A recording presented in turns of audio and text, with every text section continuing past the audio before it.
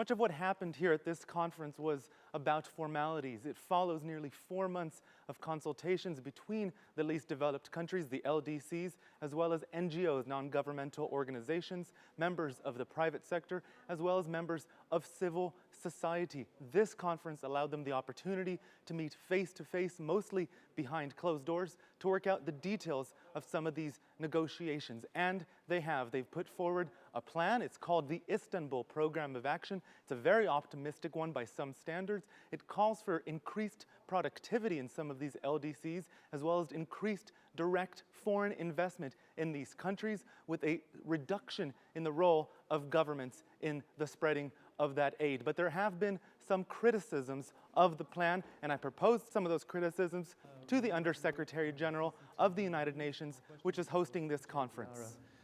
This conference, and particularly your plan of action, your program of action, has faced some criticism from delegates and also from the head of the Civil Society Forum. They say that the very structure with which this conference is organized and your plan is flawed. They say it ignores some of the key criteria that these countries have that don't qualify in terms of development. They say the very structure keeps them as least developed countries. I'm wondering if your goals of reducing the LDCs by half within the next decade seem overly optimistic, given the particular structure of the UN-LDC. Instead of seeing only the overall goal of reducing by half the number of LDCs, but also making progress on social indicators, what this plan of action does is to identify the means to reach those goals and how to support those means to reach those goals. Productive capacity. This is, as I say, the basis on which we build. And once we agree on this, we can move forward.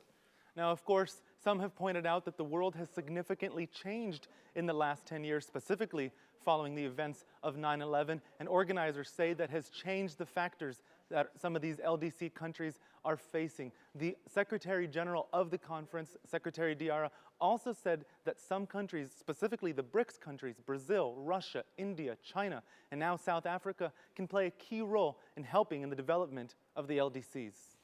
China specifically have put in place a whole program to help the LDCs, in particular the African LDCs, to build the basic infrastructure that they need in order to start the development process. And that's particularly important.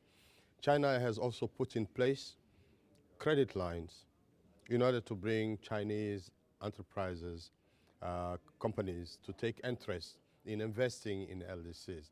That's particularly important. China has also committed to train during the course of the coming 5 years, 80,000 people in the LDCs, which is a huge number. Decision makers, future decision makers. You train them, you give them the power to make good decisions based on the recent experience of success of China. This is something invaluable for the LDCs.